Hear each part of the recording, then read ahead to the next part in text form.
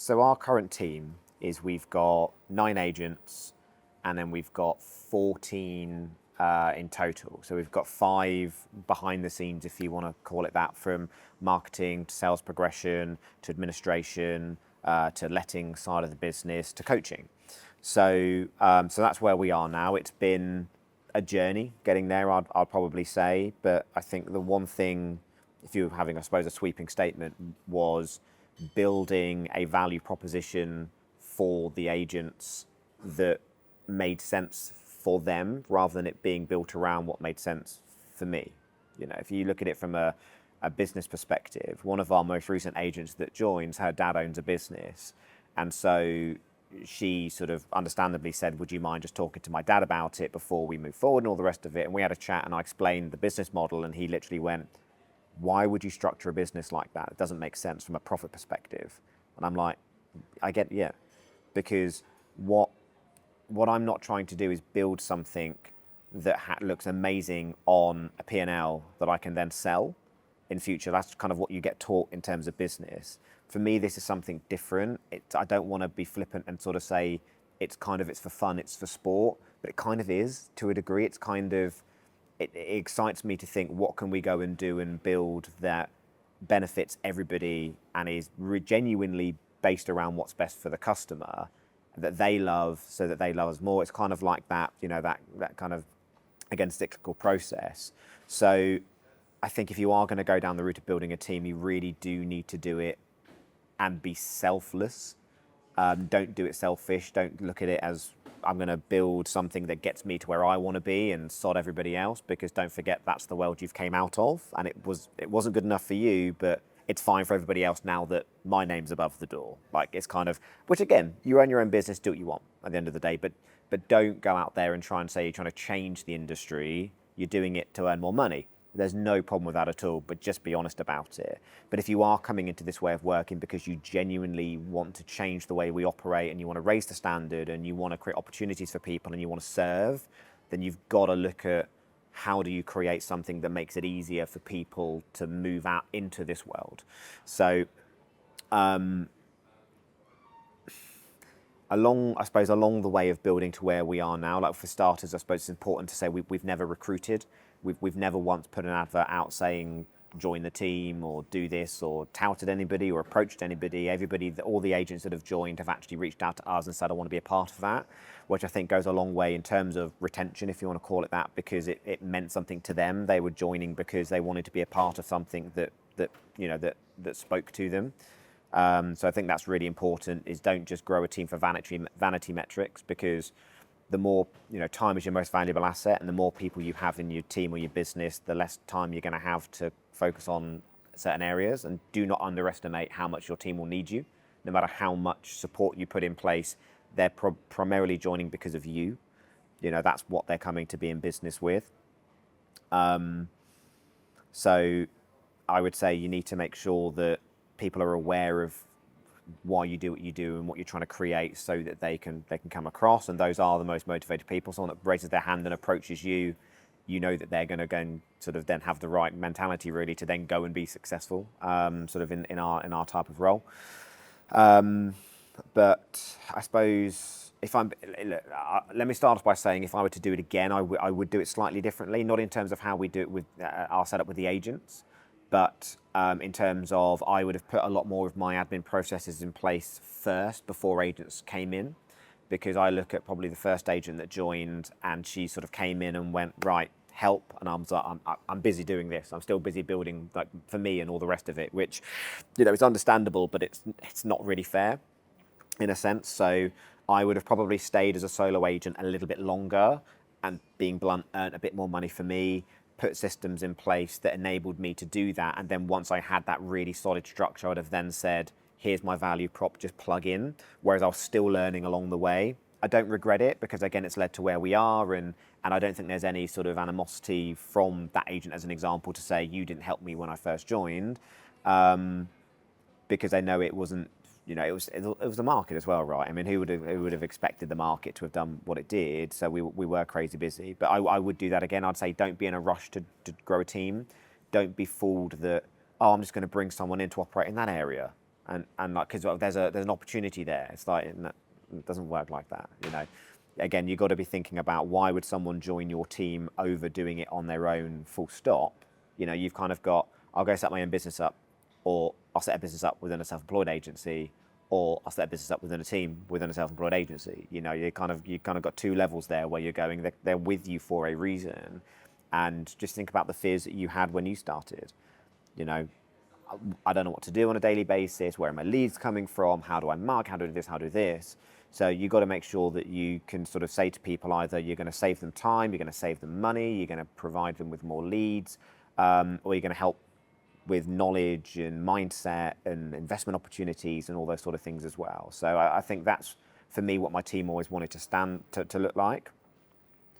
Don't be fooled that when you start growing a team, you will take 10 steps backwards from a personal perspective. I think we track our numbers religiously, and I would implore anybody, like, if you don't know your numbers, you don't have a business, you have a hobby. Like, just get real. Like, you need to know what you're doing.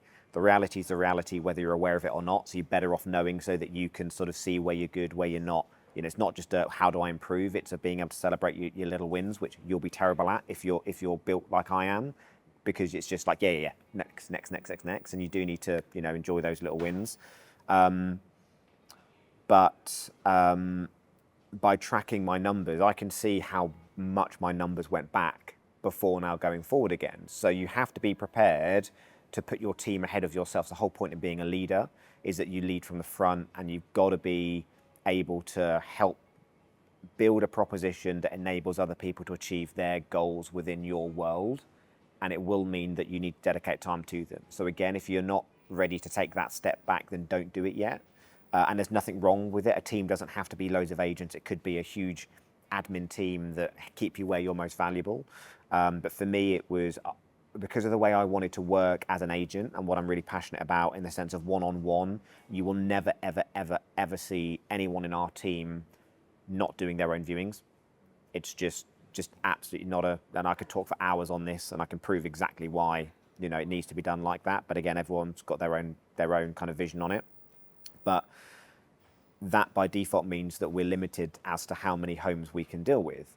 And if my goal is to raise the standard of the industry, I can't do that on my own. So therefore I need more agents to serve more people. So for me, growing a team was a no-brainer, because it tied in with what my overall goal was, which was to offer this standard of service to as many people as we possibly can. And it's also why I would say, don't get annoyed when people copy you. Yeah, for me, the only reason why you get annoyed is if you're a competitive person and you think that's not fair, I've done this. For me, someone starts copying what we're doing. We had it recently. Someone started copying how we market, and I'm like, great, because that was the point, right? You know, we're trying to raise the standard, and if someone's, fair play to someone, if someone's looked at what we're doing and saying that's better than what we're doing, let's copy it. I mean, I have to say, like, fair play to that person. You know, they've made the change. They're an ally in a sense, because they're trying to raise the standard. It's the people that couldn't care less that we're trying to drive out of the industry. And when you're in a much more competitive world, you all, you know, start to perform better. It's always surprising when a world record gets broken in any sport. It's not long after that before everyone starts beating what the old record was, because you've shown the way. So if you're showing the way, and bearing in mind, what biggest agency in the UK has got what market share? Less than 10? Is it single digits? Like, I mean, there's so much business out there for starters. You're never going to have 100% market share. You don't want it, frankly, as well. Trust me. But it means that you're only ever going to be able to help a very, very small percentage of people, no matter how great you are. So you want your competitors, loosely, you want the other people in your industry and in your local vicinity to start performing better. And if that means they're copying you, well, then hats off to you. So I started in April 19. Then first agent joined in Jan 20. That's when I said early. We then had one in March 21, another in May 21. And then we had a big gap, to be fair. I think the next was then 23, I think August 23, if I'm not mistaken. Then July 24, August 24, and then we've had two this year, one in March and one in July. So yeah, so that's 9 now. So it's kind of been a bit of an exponential kind of growth where we've had 4 people that have joined in the last year, essentially. So we've just had our Q2 meeting, and for H1 of this year, we've grown on average about 87% year on year in terms of pretty much everything. Valuations, instructions, sales agreed, commission agreed, completions. Actually, I think completions is actually over 100% compared to this time last year. So we've effectively doubled in the last 12 months, and it's a recurring trend really. It's kind of we've always had pretty good growth, but you'd really start to see that exponential growth when you've got more people, and it was kind of the point. It was almost kind of justification for growing the business the way that we have is sort of empowering the agents to take ownership of their own business in a sense, and we've seen that continue to go, and the internal competition's been great because our average fee's gone up as a percentage, our average fee's gone up in pounds, yet we've still managed to take on more at a higher conversion and sell more at a higher conversion. So it's green all across the board. I think one of the keys that we did within the team was still made sure that the personal brand was front and foremost, so that everyone feels like they've got an element of ownership. It wasn't, it's Dom's brand and I operate within it. We refer to everyone as partners because we want them, each of them is a business partner. We choose to be in business together. And what we did was we actually gave them their own element of the team branding personalized as well. So we have a logo. Every agent that joins, they have their own color of the logo. And it sounds trivial, but it means that they still get their own identity within a larger brand. But then we're also then benefiting from brand awareness on a larger scale across the cities that we operate within, basically. So I think making sure that it wasn't a case of, I'll personal brand myself and then everyone else can just sit under my brand. And it's why I jumped straight in with, ironically, I'm the only one that didn't start with a personal brand. They've all started with a personal brand. I was actually like a brand because the whole point was I didn't want it to be about me. I wanted to build something which just could prove that it's doable, and I wanted to build something to help other people, which is so backwards now that I think about it. But it's never been about me. We had our team meeting, and if you look at any pictures we have with the team, I'm not front and center. It's not me kind of look what I've built. We're all doing it together. I'm just been trusted to lead the ship and make decisions and point us in the right direction that benefits everybody. And I think they trust me that I won't make a decision that doesn't benefit them. I've kind of proved that now, that they know that fundamentally I will always put their needs before my own, because without them we don't have anything, frankly. They're the ones which are going to be representing the brand or the team or whatever you want to call it. They're the ones that are going to be delivering that service. So they are the most important thing within the business. So I think having that ethos, putting them first, having a shared, I suppose, culture in the sense of we don't have minimum standards in terms of how much business you need to do, because again, I can't imagine anything worse than having a team of people that are kind of like killers or sharks, whatever you want to call it, where everyone's trying to screw each other, and that, because that will lead to kind of, I suppose, dropping in standards. So we are going to have a balance, and like I said earlier, the whole point in working this way is to own your time back. So how can I turn around someone and say, oh, how dare you not, spend some of your time doing stuff you like and doing less business? It just doesn't make sense. But what we do have to make sure we have is a shared sort of minimum standard in the sense of how we market homes, how we work with a customer. You don't get a choice in, like I sort of mentioned earlier, whether you do your viewings or not. That is the cornerstone of our business. I started off, when we first started, it was all about marketing. Like, we market this, we are really good at marketing. No company says that they're not, frankly. And I know that gives an element of lead generation, but our number one source of lead generation, our number one differentiator is that, as far as I know, locally, apart from other self-employed agents, we're the only company that we just work one-on-one. The person that does the vow, learns about your situation, is the person that creates your marketing strategy, turns up on the marketing shoot to be in your videos, talks to your buyers, brings your buyers around, negotiates your offer. Like, it's kind of not that complicated. It's pretty straightforward. But for me, that is the biggest difference between how we've grown versus maybe how other people haven't grown as far or as fast, is because default is leverage. It's, bring someone in, I'm really busy, keep me where I'm going to bring someone in to do the viewings. And again, when I mentioned earlier about if you explained our business model to anyone, they would think it's insane. If you then explained the traditional model of the segmentation, they would think that you're absolutely potty, frankly. Because why would you spend a load of time and money generating leads, to then send the best person out, to then turn that lead into an instruction, which costs more time and more money. And then when a buyer actually comes forward, we send out the least experienced and lowest paid person to sell it. That's clever. It just doesn't make sense. And the only reason why you would ever do that is if because your ethos is towards, if I sell more homes, I'll earn more money, but you're missing the point in the sense of, but you have a better chance of selling them for a better price and things like that if you then have the best placed person going out to do that. The seller knows that they're a priority. It's not a case of on to the next one. And you have a better chance of getting a better price and all the rest of it. The kicker, and this is kind of proof with one of our agents that joined us last year, I'll touch on that because we took a slightly different approach to help people join the team, because going from employed to self-employed is tough, right? So I'll talk about that in a minute.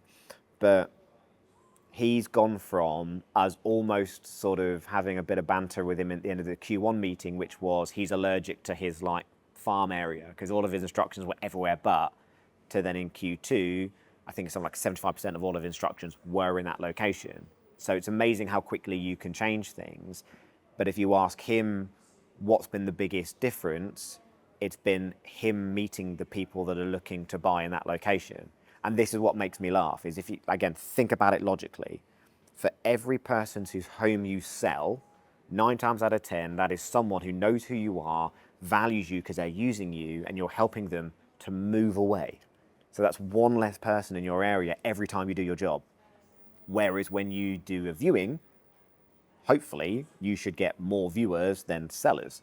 So by default, you'll meet more people by doing the viewings, and all of those people are people saying, hi, I'd like to move to the area that you operate within. So why would you not want to be the person meeting those people? Because even if you don't end up selling a home to them, because we can only sell it to one person, or it might not be the right home, we know a buyer is always going to buy the right house for them, not buy through an agent. But I guarantee the best agents will have heard a buyer say, I wish you were the agent selling this house because I'd love to buy through you. But again, it doesn't matter in a sense, because that's now somebody moving into an area who's going to meet people and be a member of the community that has experienced what you do and goes, that's who I'm going to sell with when it comes to it, or that's who I'm going to recommend. And I've had it recently where you think now we're coming up to the 6-year point, people we've sold homes to are now starting to resell. And genuinely, I think it was about a month ago, we had a valuation come in a really random area. And I said to the lady, where did you hear about us? She goes, I viewed a house with you 5 years ago. You were amazing. And that's why I now want you to sell my home. And you just go, pwah. So, you know, it's sort of, let's segment the rollout so we can sell more. It's like, you're like a dog chasing its tail. It doesn't make sense. It's like, just stick to what works. Why would you change your success recipe? So me working one-on-one, and all businesses started like this. Most independent agents started with the owner doing it one-on-one, and that's why it worked really well. And then when they get busy, they hire someone. And you go, what? But you've just changed what made you successful.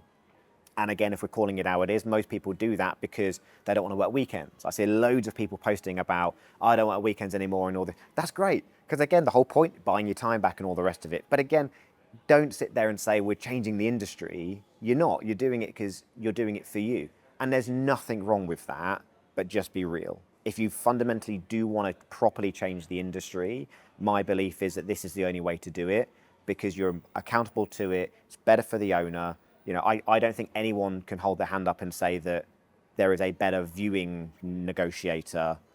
That person's better at doing the viewings than I am, but you're the one going out to do the valuation. I just don't see how you could possibly argue that it's better.